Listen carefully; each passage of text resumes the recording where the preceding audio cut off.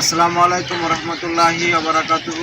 Viewers, আজকের ভিডিওটা একটু অন্যরকম হতে যাচ্ছে। অর্থাৎ গত বছর এই মার্চ মাসে আমার মেজু কাকা উনি মারা গিয়েছিল। আমরা ঢাকায় ছিলাম, যখন ছুটতে পারলাম তখন খুব তাড়াতাড়ি করে আমরা বাইরেই গ্রামের বাড়িতে গিয়েছিলাম।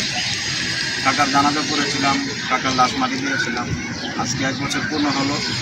আজকে মার্চ মাস, আর এই মার্চ মাসে রমজান মাস চলতেছে। আজকে 8ম রোজা, মাস দিন। তো কাকার কথা খুব মনে পড়ছে, তাই কাকার স্মৃতি হিসেবে একটা ভিডিও আজকে আপলোড দিতে যাচ্ছি।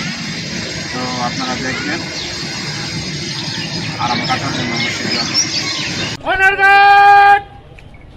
বীর মুক্তিযোদ্ধা মোহাম্মদ রফিকুল ইসলাম হক খাদেম সাহেবের স্মরণে রাষ্ট্রীয় মর্যাদায় জেনারেল সালাম দিবে। সালাম।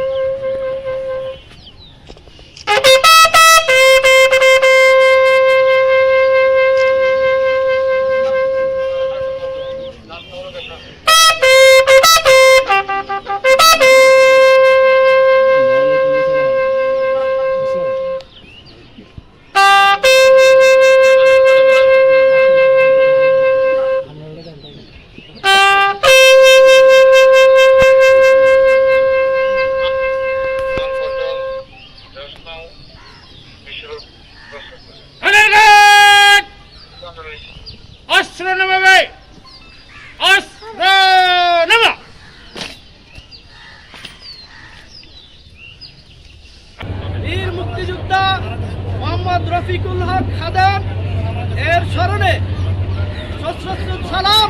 আসসালামু আলাইকুম।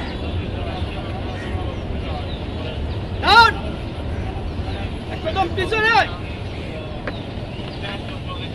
চলুন,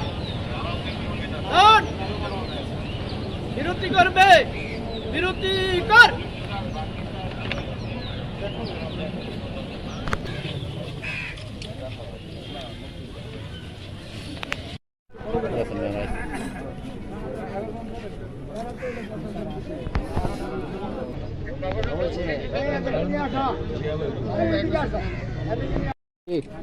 উপস্থিত মুসলিগণ, আসসালামু আলাইকুম।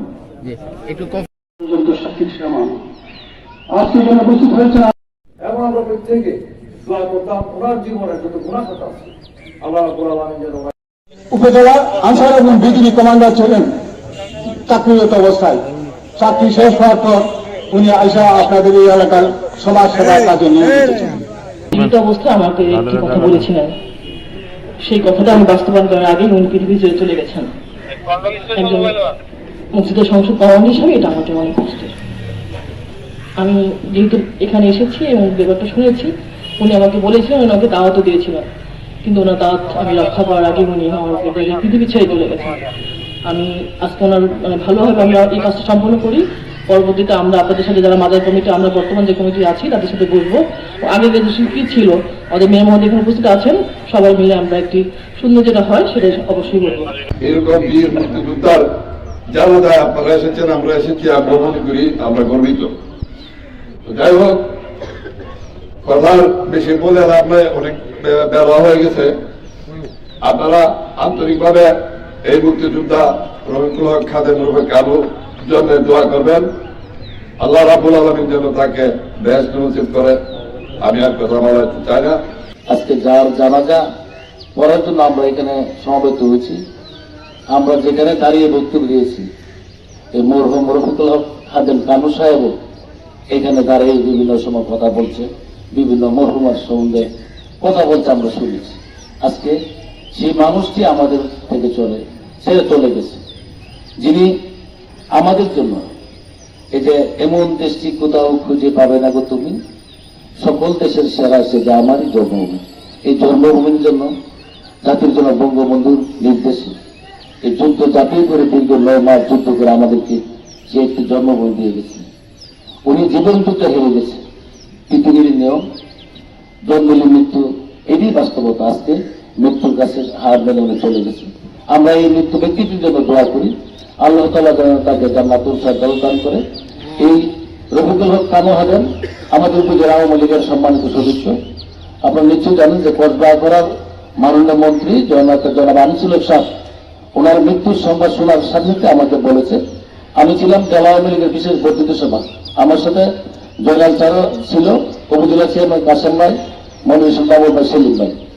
আমাকে বলছে যে তুমি জেলা আওয়ামী লীগের সভাপতি সাধারণ সভাপতিকে বলে চলে যাও। আমি জেলা আওয়ামী লীগের সভাপতি সাধারণ সম্পাদকের কাছে বলছি যে কানু মারা গেছে, ওনারা হয়তো মরে গেছে।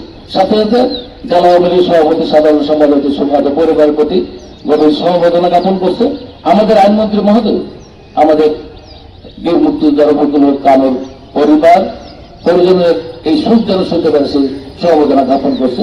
পরিশেষে আজকে দুর্যোগ থেকে যারা এসেছেন, কানুর অত্যন্ত আমাকে আদর করতেন, পছন্দ করতেন, ভালোবাসতেন।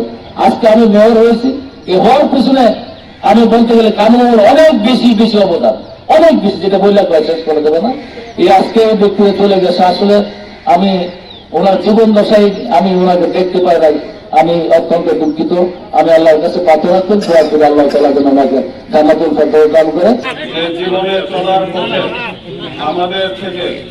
আমাদের থেকে আমার আব্বা আপনাদেরকে বেশি সময় দিয়েছেন, তাই আপনারাই ভালো জানেন আমার আব্বা কিরকম দুঃখ ছিলেন।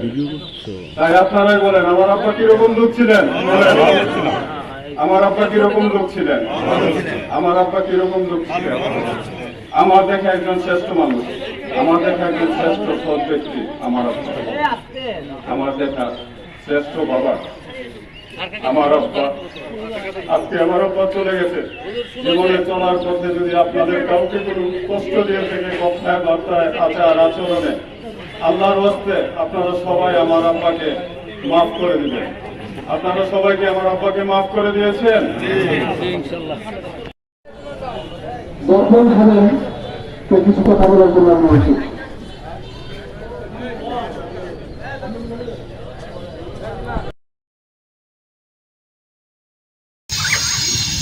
আজকের আমার এই ভিডিওটি যারা দেখলেন তাদের কাছে আমি আমার চ্যানেলকে লাইক করার কথা, কমেন্ট করার কথা, শেয়ার করার কথা অথবা সাবস্ক্রাইব করে বেল বাটন প্রেস করার কথা বলবো না। আজকে শুধু এটাই বলবো যে আপনারা আমার টাকার জন্য বেশি বেশি দোয়া করবেন।